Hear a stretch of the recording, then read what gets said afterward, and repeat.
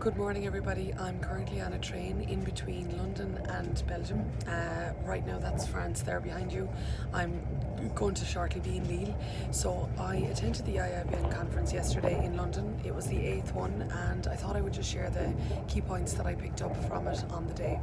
So we had Paul Dressler, who is president of CBI, and particularly he said over and over and over again just how much business can be a force for good, and he was saying that particularly in the context of the Brexit conversation.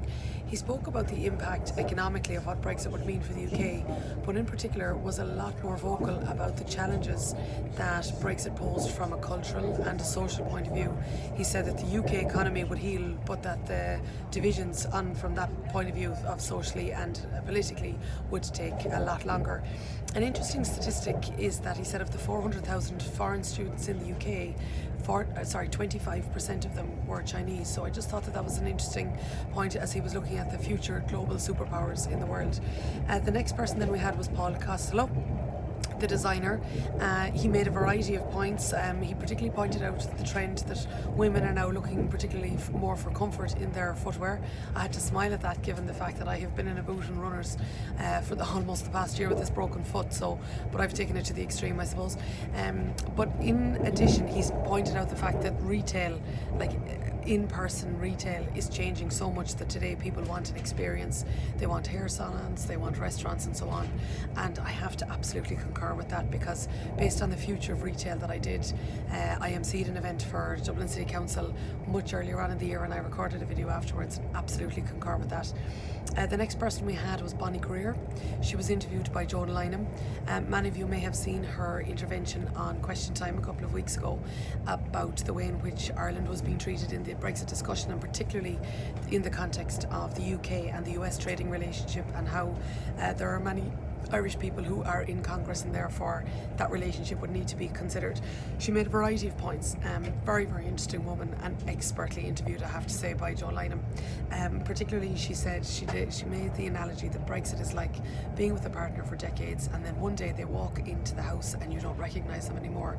She says that is the way in which she feels about what it's like to live in the UK at the moment.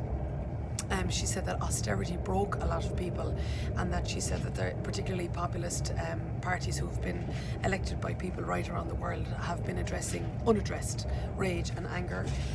She spoke a lot about race and about gender, and she advised people not to get stuck in a box. She says, don't be labelled, don't let yourself be labelled, and to be individual and to be the best who you are without necessarily being drawn towards labels. And particularly a quote that she said was, she says, there is no such thing as race, it's scientific nonsense and it's destroying us. A woman with, I have to say, I really was interested to listen to her because she thinks so measuredly about every single answer. Very, very interesting to listen to. She also was struck by the fact that the Abbey Theatre in Ireland actually predates the Irish state, and she just made the point that Ireland had actually defined itself culturally before it had politically, and definitely she's an Irish fan, that's for sure.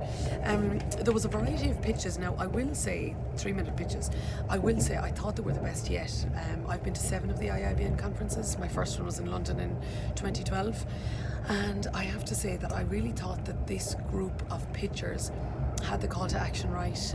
They addressed the issue that they were solving. Many of them solve a problem, or that they ameliorate a situation, so have to give them credit for that. Now, for me, the star of the show, I have to say, was Professor Louise Richardson, a political scientist of the past. She was the first woman in her position, which is the Vice Chancellor of Oxford University, in 600 years. She previously held a position in St Andrews, first woman there in her position in 900 years. So she drew a big chuckle from the audience when she said she has her eyes firmly set in the Vatican. So a lot of us appreciated that. So she spoke a lot about the challenges that universities face. She spoke about contrasting regulation as well, for example, that there is regulation for free speech, but there is regulation against extremist speech. So she was just making the point about how that there can be conflicting directives, I suppose, and neither of those two are easy to navigate, but she made that point.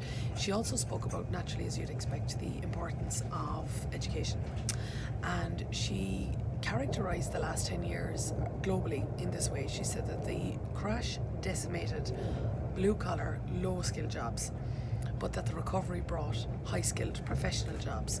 And the whole theme of yesterday was navigating turbulence, and she said, like, turbulence isn't going to go away. Now, I have to say, Paul from CBI mentioned the point. He said, navigating turbulence is just what we do as business people. He said, it's not today's issue or yesterday's issue or tomorrow's issue. It's just an issue that business people have to face.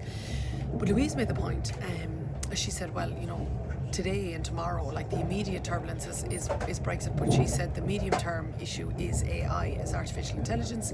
And then she, that was where the point came about the low skilled blue collar jobs. She also made the point that while global economic development and societal development goes on, and innovation, the phrase, the world has never changed so fast and yet it will never be as slow again, is that she said it is so important to pay attention to those who don't benefit from our success. And I think recent developments would have certainly pointed that out.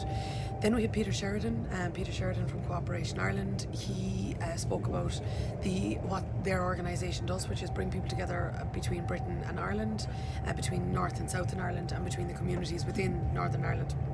He said the 5 key things that they were discussing 5 days after Brexit was the importance of protecting the peace process, the common travel area, preventing economic isolation in Northern Ireland, preventing physical infrastructure at the border, and being cognisant that tensions may arise again. And he spoke about the ongoing work that they need to make. In particular as well, he pointed again several times, he said peace needs a good economy, but a good economy needs peace. Then after that we had Paula Fitzsimons from Back for Business, and that is an initiative facilitating Irish returning entrepreneurs, so people who are returning to Ireland. And she pointed out that the key thing that they need in order to, or the key barrier I suppose to business success for them is not having a network and having to build that back up again. So they all have membership, people who are part of that programme all have membership of IIBN, which is the Irish International Business Network, and naturally, as you can imagine, like, building a network is important and it's key and it takes time. So IIBN certainly is a place, and the people within it, including myself, were very encouraging of that, and also very happy to help those people along to try to build their network with them. Then Lucinda Creighton, I have to say, I like listening to Lucinda Creighton because of her experience. Sorry, we're just arriving in here shortly. So in particular, she made the point that the European Parliament has changed completely from having 2 main key parties to where now you actually have a division of parties, so agreement is going to be more difficult.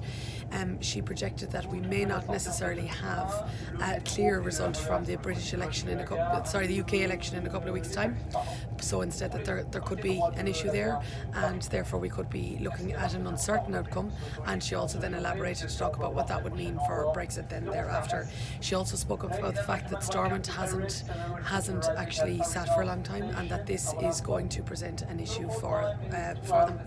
And then finally, Niall McGarry spoke from Joe.ie. Have to say, he was exceptionally interesting, very, very interesting guy. Spoke about setting up Joe.ie for men and her.ie for women, and now they both have 3.3 million unique visitors each. Joe.ie is not gender specific either. He then said that he doesn't see the future of media being in specifically websites. He doesn't see it necessarily being on TV. What he sees is where companies like his own produce really good content, and then that gets disseminated out among different people and among different social media platforms. That's where he said the future would be. So as they're scrolling through the Twitter feed, for example, then they would be picking up a video that has been produced. He also said that concentration spans are not decreasing, it's just that we choose to spend more time focusing on media depending on how much time we have. So he said, if I'm sitting in a traffic jam for 45 minutes, it's ideal. Or a drive, of course. I was driving a lot last week when I was in Southern California, for example, a lot, and therefore listening to podcasts where they could be an hour long was perfect. Whereas if you're waiting in a queue or waiting for a bus and it's you've only got a couple of minutes, a minute long video is all that you're going to watch. He also pointed out a very interesting statistic, which is that Cristiano Ronaldo actually makes more money from his Instagram than he does from football. So there is a roundup of all of the thought leadership shared yesterday. Brilliant day, had by all, and now that my train is just pulling into the station, it's time to go. Thank you. Bye.